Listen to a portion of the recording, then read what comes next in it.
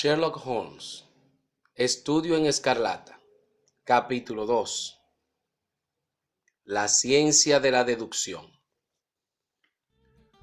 Nos vimos al día siguiente, según lo acordado, para inspeccionar las habitaciones del 221B de Baker Street, a que se había hecho alusión durante nuestro encuentro. Consistían en 2 confortables dormitorios y una única sala de estar, alegre y ventilada, con 2 amplios ventanales por los que entraba la luz. Tan conveniente en todos los aspectos nos pareció el apartamento y tan moderado su precio, una vez dividido entre los dos, que el trato se cerró de inmediato y sin más dilaciones tomamos posesión de la vivienda. Esa misma tarde procedí a mudar mis pertenencias del hotel a la casa y a la otra mañana Sherlock Holmes hizo lo correspondiente con las suyas, presentándose con un equipaje compuesto de maletas y múltiples cajas. Durante 1 o 2 días nos entregamos a la tarea de desembalar las cosas y colocarlas lo mejor posible. Salvado semejante trámite, fue ya cuestión de hacerse al paisaje circundante e ir echando raíces nuevas. No resultaba ciertamente Holmes hombre de difícil convivencia. Sus maneras eran suaves y sus hábitos regulares. Pocas veces le sorprendían las 10 de la noche fuera de la cama, e indefectiblemente, al levantarme yo por la mañana, había tomado ya el desayuno y enfilado a la calle. Algunos de sus días transcurrían íntegros en el laboratorio de química o en la sala de disección, destinando otros ocasionalmente a largos paseos que parecían llevarle hasta los barrios más bajos de la ciudad. Cuando se apoderaba de él la fiebre del trabajo, era capaz de desplegar una energía sin parangón. Pero a trechos, y con puntualidad fatal, caía en un extraño estado de abulia, y entonces y durante días permanecía extendido sobre el sofá de la sala de estar, sin mover apenas un músculo o pronunciar palabra de la mañana a la noche. En tales ocasiones no dejaba de percibir en sus ojos cierta expresión perdida y como ausente, que a no ser por la templanza y limpieza de su vida toda, me habría atrevido a imputar al efecto de algún narcótico. Conforme pasaban las semanas, mi interés por él y la curiosidad que su proyecto de vida suscitaba en mí fueron haciéndose cada vez más patentes y profundas. Su misma apariencia y aspecto externos eran a propósito para llamar la atención del más casual observador. En altura andaba antes por encima que por debajo de los 6 pies, aunque la delgadez extrema exageraba considerablemente esa estatura. Los ojos eran agudos y penetrantes, salvo en los periodos de sopor a los que he aludido, y su fina nariz de ave rapaz le daba no sé qué aire de viveza y determinación. La barbilla, también prominente y maciza, delataba en su dueño a un hombre de firmes resoluciones. Las manos aparecían siempre manchadas de tinta y distintos productos químicos, siendo sin embargo de una exquisita delicadeza, como innumerables veces eché de ver por el modo en que manejaba Holmes sus frágiles instrumentos de física. ¿Acaso el lector me esté calificando ya de entrometido impenitente en vista de lo mucho que este hombre excitaba mi curiosidad y de la solicitud impertinente con que procuraba yo vencer la reserva en que se hallaba envuelto todo lo que a él concernía?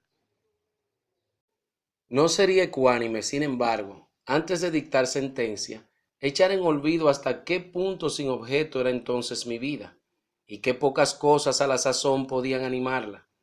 Siendo el que era mi estado de salud, solo en días de tiempo extraordinariamente benigno me estaba permitido aventurarme al espacio exterior, faltándome los demás amigos con quienes endulzar la monotonía de mi rutina cotidiana. En semejantes circunstancias, acogí casi con entusiasmo el pequeño misterio que rodeaba a mi compañero, así como la oportunidad de matar el tiempo probando a desvelarlo. No seguía la carrera médica. Él mismo, respondiendo a cierta pregunta, había confirmado el parecer de Stanford sobre semejante punto. Tampoco parecía empeñado en suerte alguna de estudio que pudiera auparle hasta un título científico o abrirle otra cualquiera de las reconocidas puertas por donde se accede al mundo académico. Pese a todo, el celo puesto en determinadas labores era notable y sus conocimientos, excéntricamente circunscritos a determinados campos, tan amplios y escrupulosos que daban lugar a observaciones sencillamente asombrosas. Imposible resultaba que un trabajo denodado y una información en tal grado exacta no persiguieran un fin concreto. El lector poco sistemático no se caracteriza por la precisión de los datos acumulados en el curso de sus lecturas. Nadie satura su inteligencia con asuntos menudos, a menos que tenga alguna razón de peso para hacerlo así. Si sabía un número de cosas fuera de lo común, ignoraba otras tantas de todo el mundo conocidas. De literatura contemporánea, filosofía y política, estaba casi completamente en ayunas. Cierta vez que saqué yo a colación el nombre de Thomas Carlyle, me preguntó con la mayor inocencia quién era aquel y lo que había hecho. Mi estupefacción llegó, sin embargo, a su cenit cuando descubrí por casualidad que ignoraba la teoría copernicana y la composición del sistema solar. El que un hombre civilizado desconociese en nuestro siglo XIX que la Tierra gira en torno al Sol, se me antojó un hecho tan extraordinario que apenas si podía darle crédito. Parece usted sorprendido, dijo sonriendo ante mi expresión de asombro. Ahora que me ha puesto usted al corriente, haré lo posible por olvidarlo. ¡Olvidarlo! Entienda, me explicó. Considero que el cerebro de cada cual es como una pequeña pieza vacía que va amueblando con elementos de nuestra elección.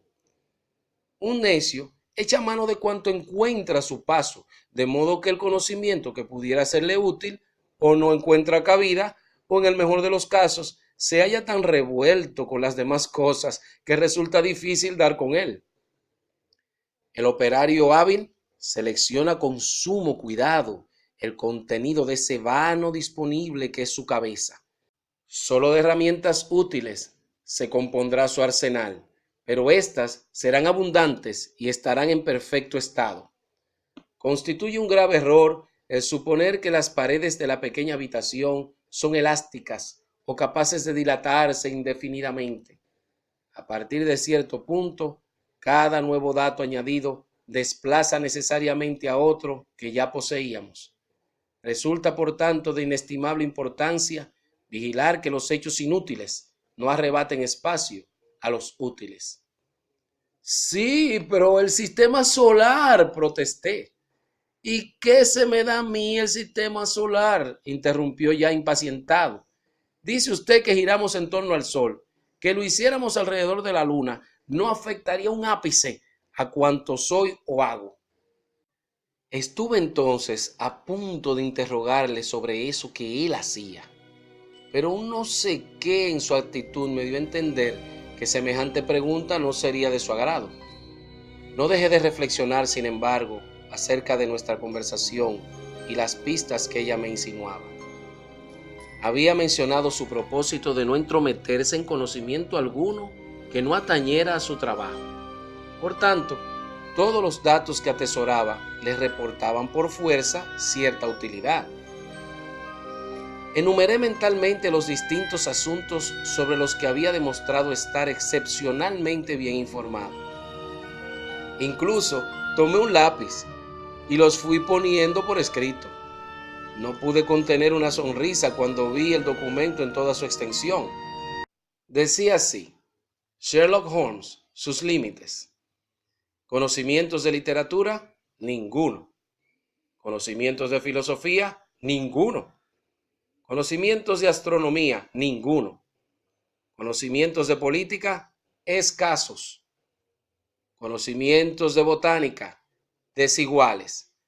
Al día en lo atañedero a la belladona, el opio y los venenos en general, nulos en lo referente a la jardinería. Conocimientos de geología prácticos, aunque restringidos. De una ojeada distingue un suelo geológico de otro. Después de un paseo, me ha enseñado las manchas de barro de sus pantalones y ha sabido decirme, por la consistencia y color de la tierra, a qué parte de Londres correspondía cada una. Conocimiento de química, profundos. Conocimientos de anatomía, exactos, pero poco sistemáticos. Conocimientos de literatura sensacionalista, inmensos. Parece conocer todos los detalles de cada hecho macabro acaecido en nuestro siglo. Toca bien el violín, experto boxeador y esgrimista de palo y espada, familiarizado con los aspectos prácticos de la ley inglesa. Al llegar a este punto, desesperado, arrojé la lista al fuego. Si para adivinar lo que este tipo se propone, me dije, he de buscar qué profesión corresponde al común denominador de sus talentos, puedo ya darme por vencido. Observo haber aludido poco más arriba a su aptitud para el violín. Era esta notable, aunque no menos peregrina que todas las restantes.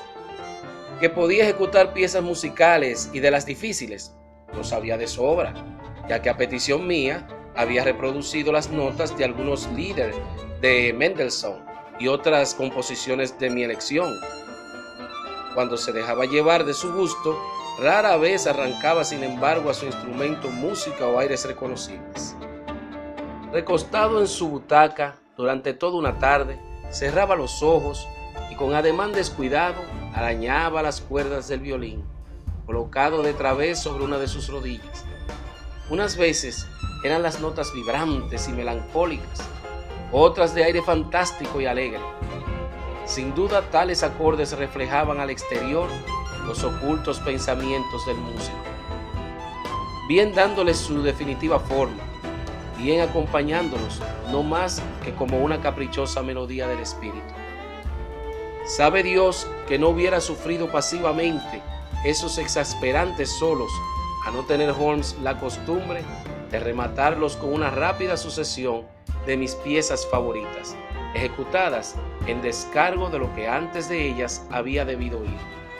Llevábamos juntos alrededor de una semana sin que nadie apareciese por nuestro habitáculo, cuando empecé a sospechar en mi compañero una orfandad de amistades pareja a la mía. Pero según pude descubrir a continuación, no solo era ello falso, sino que además los contactos de Holmes se distribuían entre las más dispersas cajas de la sociedad. Existía, por ejemplo, un hombrecillo de ratonil aspecto, pálido y ojimoreno, que me fue presentado como el señor Lestrade, y que vino a casa en no menos de 3 o 4 ocasiones a lo largo de una semana. Otra mañana, una joven elegantemente vestida fue nuestro huésped durante más de media hora. A la joven sucedió por la noche un tipo harapiento y de cabeza cana, la clásica estampa del buhonero judío, que parecía hallarse sobre ascuas y que a su vez dejó paso a una raída y provecta señora. Un día estuvo mi compañero departiendo con cierto caballero anciano y de melena blanca como la nieve. Otro recibió a un mozo de cuerda que venía con su uniforme de pana. Cuando alguno de los miembros de esta abigarrada comunidad hacía acto de presencia, solía Holmes suplicarme el usufructo de la sala y yo me retiraba entonces a mi dormitorio. Jamás dejó de disculparse por el trastorno que de semejante modo me causaba. Tengo que utilizar esta habitación como oficina, decía, y la gente que entra en ella constituye mi clientela. ¿Qué mejor momento para interrogarle a quemarropa? Sin embargo, me vi siempre sujeto por el recato de no querer forzar la confidencia ajena. Imagina que algo le impedía dejar al descubierto ese aspecto de su vida, cosa que pronto me desmintió él mismo, yendo derecho al asunto sin el menor requerimiento por mi parte. Se cumplía, como bien recuerdo, el 4 de marzo, cuando habiéndome levantado antes que de costumbre, encontré a Holmes despachando su aún inconcluso desayuno. Tan hecha estaba la patrona a mis hábitos poco madrugadores, que no hallé ni el plato aparejado ni el café dispuesto. Con la característica y nada razonable petulancia del común de los mortales, llamé entonces al timbre y anuncié muy cortante que esperaba mi ración. Acto seguido tomé un periódico de la mesa e intenté distraer con él el tiempo mientras mi compañero terminaba en silencio su tostada. El encabezamiento de uno de los artículos estaba subrayado en rojo, y a él, naturalmente, dirigí en primer lugar mi atención. Sobre la raya encarnada aparecían estas ampulosas palabras: el libro de la vida, y a ellas seguía una demostración de las innumerables cosas que a cualquiera le sería dado deducir, no más que sometiendo a examen preciso y sistemático los acontecimientos de que el azar le hiciese testigo. El escrito se me antojó una extraña mezcolanza de agudeza y disparate. A sólidas y apretadas razones sucedían inferencias en exceso audaces o exageradas. Afirmaba el autor poder adentrarse, guiado de señales tan someras como un gesto, el estremecimiento de un músculo o la mirada de unos ojos, en los más escondidos pensamientos de otro hombre.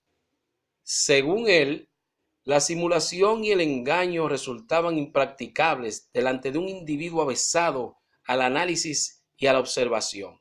Lo que éste dedujera sería tan cierto como las proposiciones de Euclides.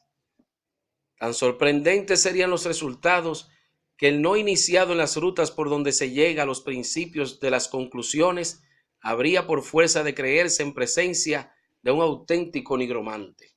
A partir de una gota de agua, decía el autor, cabría lógico establecer la posible existencia de un océano Atlántico o unas cataratas del Niágara, aunque ni de lo uno ni de lo otro hubiese tenido jamás la más mínima noticia. La vida toda es una gran cadena, cuya naturaleza se manifiesta a la sola vista de un eslabón aislado.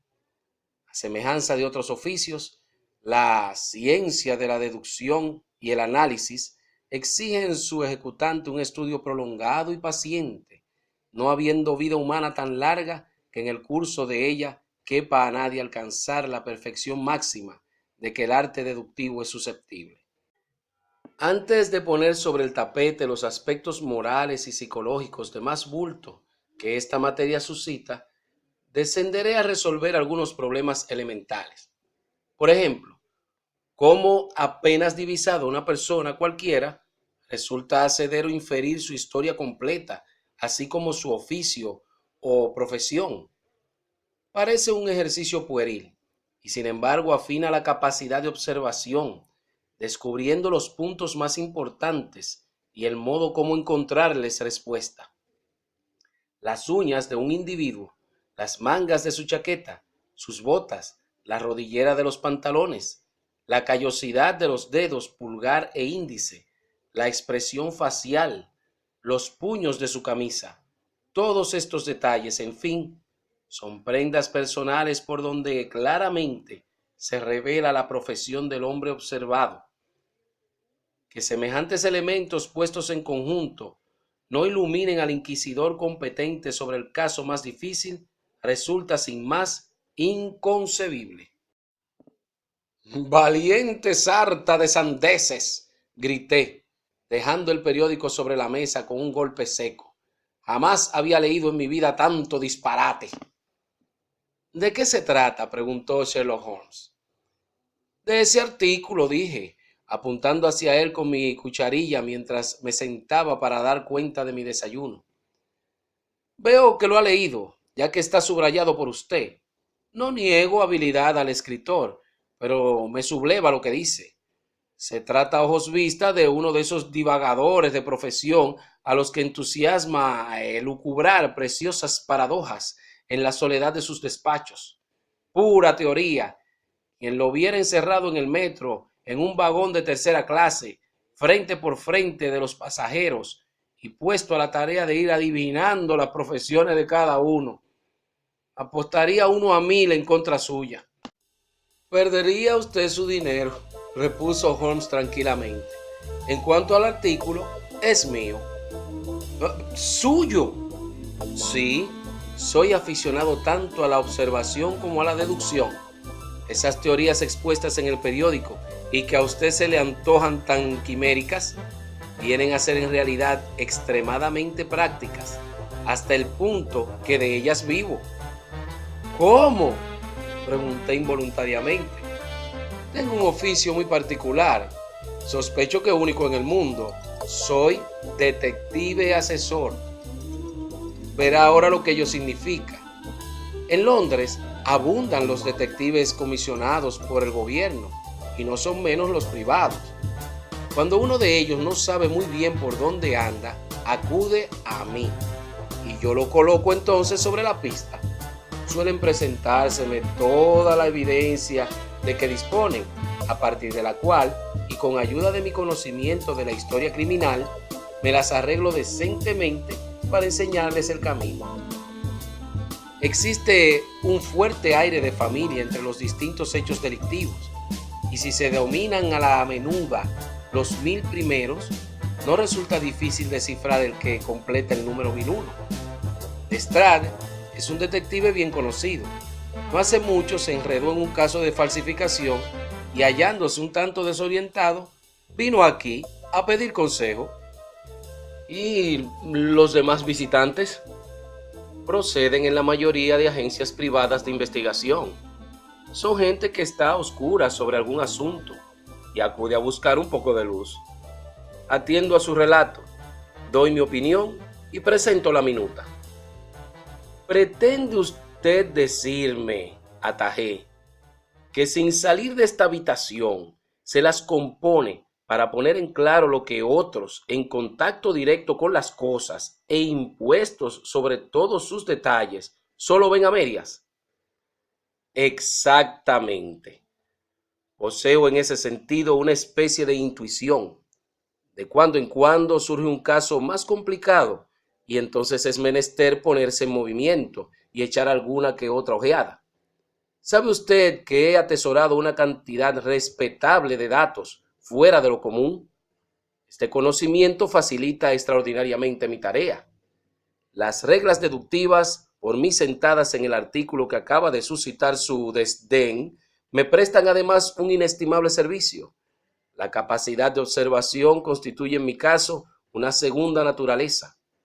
Pareció usted sorprendido cuando, nada más conocerlo, observé que había estado en Afganistán. Alguien se lo dijo, sin duda. En absoluto me constaba esa procedencia suya de Afganistán. El hábito bien formado imprime a los pensamientos una tan rápida y fluida continuidad que me vi abocado a la conclusión sin que llegaran a hacérseme siquiera manifiestos los pasos intermedios. Estos, sin embargo, tuvieron su debido lugar. Helos aquí, puestos en orden. Hay delante de mí un individuo con aspecto de médico y militar a un tiempo. Luego se trata de un médico militar. Acaba de llegar del trópico, porque la tez de su cara es oscura, y ese no es el color suyo natural, como se ve por la piel de sus muñecas.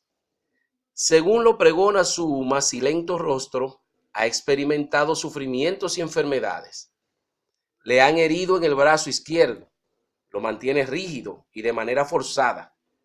¿En qué lugar del trópico es posible que haya sufrido un médico militar semejantes contrariedades, recibiendo además una herida en el brazo? Evidentemente en Afganistán. Esta concatenación de pensamientos no duró el espacio de un segundo. Observé entonces que venía de la región afgana y usted se quedó con la boca abierta. Tal como me ha relatado el lance, parece cosa de nada, dije sonriendo. Me recuerda usted al Dupin de Allan Poe. Nunca imaginé que tales individuos pudieran existir en realidad. Sherlock Holmes se puso en pie y encendió la pipa. Sin duda cree usted halagarme estableciendo un paralelo con Dupin, apuntó. Ahora bien, en mi opinión, Dupin era un tipo de poca monta.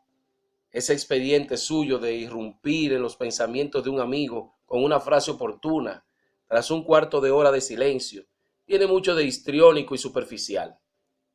No le niego, desde luego, talento analítico, pero dista infinitamente de ser el fenómeno que Poe parece haber supuesto. ¿Ha leído usted las obras de Gaboriau? Pregunté. ¿Responde Lecoq a su ideal detectivesco? Sherlock Holmes arrugó sarcástico la nariz. Lecoq era un chapucero indecoroso, dijo con la voz alterada, que no tenía sino una sola cualidad, a saber, la energía. Cierto libro suyo me pone sencillamente enfermo. En él se trata de identificar a un prisionero desconocido, sencillísima tarea que yo hubiera ventilado en 24 horas y para la cual Lecoq precisa poco más o menos 6 meses. Ese libro merecería ser repartido entre los profesionales del ramo como manual y ejemplo de lo que no hay que hacer. Hirió algo mi amor propio al ver tratados tan displicentemente a dos personas que admiraba. Me aproximé a la ventana y tuve durante un rato la mirada perdida en la calle llena de gente. No sé si será este tipo muy listo, pensé para mis adentros, pero no cabe la menor duda de que es un engreído. No quedan ya crímenes ni criminales, prosiguió en tono quejumbroso. ¿De qué sirve en nuestra profesión tener la cabeza bien puesta sobre los hombros? Sé de cierto que no me faltan condiciones para hacer mi nombre famoso. Ningún individuo ahora o antes de mí puso jamás tanto estudio y talento natural al servicio de la causa detectivesca. ¿Y para qué? No aparece el gran caso criminal. A lo sumo me cruzo con alguna que otra chapucera villanía, tan transparente que su móvil no puede hurtarse siquiera a los ojos de un oficial de Scotland Yard. Persistí en mí el enfado ante la presuntuosa verbosidad de mi compañero, de manera que juzgué conveniente cambiar de tercio. ¿Qué tripa se le habrá roto al tipo aquel?, pregunté señalando a cierto individuo fornido y no muy bien trajeado que a paso lento recorría la acera opuesta, sin dejar al tiempo de lanzar unas presurosas ojeadas a los números de cada puerta. Portaba en la mano un gran sobre azul, y su traza era a la vista la de un mensajero. ¿Se refiere usted seguramente al sargento retirado de la Marina?, dijo Sherlock Holmes. Fanfarrón, pensé para mí. Sabe que no puedo verificar su conjetura. Apenas si este pensamiento había cruzado mi mente, cuando el hombre que espiábamos percibió el número de nuestra puerta y se apresuró a atravesar la calle. Oímos un golpe seco de aldaba, una profunda voz que venía de abajo y el ruido pesado de unos pasos a lo largo de la escalera. Para el señor Sherlock Holmes, exclamó el extraño, y entrando en la habitación, entregó la carta a mi amigo. Era el momento de bajarle a este los humos. ¿Quién le hubiera dicho al soltar aquella andanada en el vacío que iba a verse de pronto en el brete de hacer la buena? Pregunté entonces con mi más acariciadora voz. Buen hombre, ¿tendría usted la bondad de decirme cuál es su profesión? Ordenanza, señor, dijo con un gruñido. Me están arreglando el uniforme. ¿Y qué era usted antes?, inquirí mientras miraba maliciosamente a Sherlock Holmes con el rabillo del ojo. Sargento, señor, sargento de infantería ligera de la Marina Real. ¿No hay contestación? Perfectamente, señor. Y juntando los talones, saludó militarmente y desapareció de nuestra vista.